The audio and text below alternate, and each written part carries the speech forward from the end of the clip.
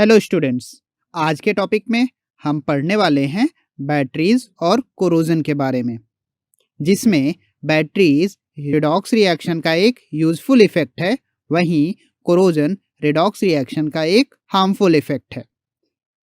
तो चलिए स्टार्ट करते हैं हम बैटरीज से। आपने कभी सोचा है कि बैटरीज होती क्या हैं या ये कैसे काम करती हैं?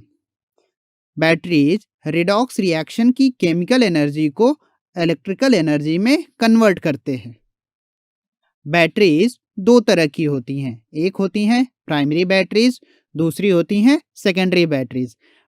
प्राइमरी बैटरीज को हमने अपनी डे टू डे लाइफ में बहुत देखा है, जैसे कि टॉर्च में यूज़ होने वाला ड्राई सेल या फिर आपके वॉच में यूज़ होने वाले मर्क्यूरी सेल्स। वहीं सेकेंडरी बैटरी का सबसे अच्छा एग्जाम्पल है आपके इन्वर्टर में यूज होने वाला लेड स्टोरेज बैटरी। तो चलिए एक एक करके इन बैटरीज के बारे में पढ़ते हैं।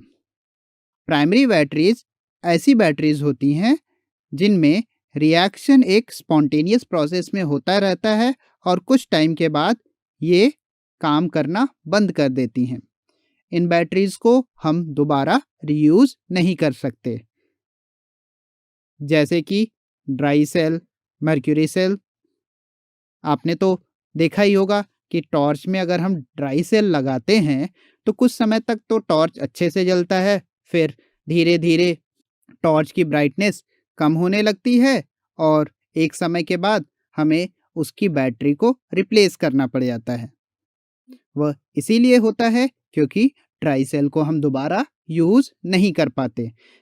तो चलिए देखते हैं आखिर ड्राई सेल काम कैसे करता है।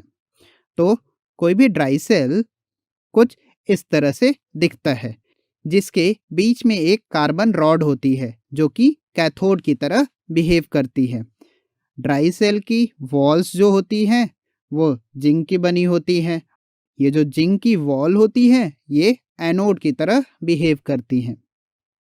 सिंस हम जानते हैं कि कोई भी सेल में एक इलेक्ट्रोलाइट होना चाहिए, तो यहाँ पर हम MnO2 कार्बन ब्लैक और NH4Cl के पेस्ट को एक इलेक्ट्रोलाइट के तौर पर यूज करते हैं।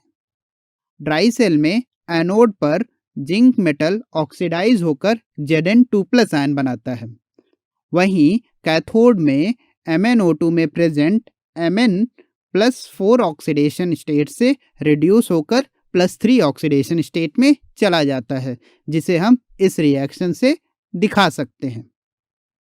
और अगर आप रिएक्शन को देखें तो रिएक्शन में अमोनिया भी बन रहा है।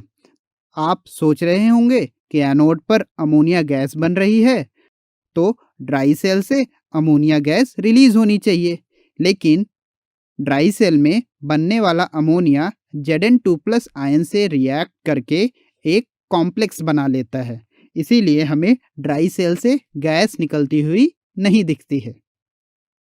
चलिए अब हम बात करते हैं मर्क्यूरी सेल की। मर्क्यूरी सेल कुछ इस तरह से दिखता है। मर्क्यूरी सेल में जिंक अमेल्गम का हम कैथोड यूज करते हैं, वहीं HgO पेस्ट का हम एनोड बनाते हैं। इनको हम एक सेपरेटर की हेल्प से सेपरेट करके रखते हैं और इन पेस्ट को हम स्टील की कैन से सराउंड कर देते हैं। तो जब मर्क्यूरी सेल काम करता है तो एनोड पर जिंक अमलगम में प्रेजेंट जिंक ऑक्सीडाइज होकर ZnO बनाता है, वहीं कैथोड पर प्रेजेंट HgO रिड्यूस होकर मर्क्यूरी बनाता है। आई होप आप जब भी मर्क्यूरी सेल या फिर ड्राई सेल का यूज़ कर रहे होंगे तो आपके दिमाग में यह सारी रिएक्शन दिखेंगी।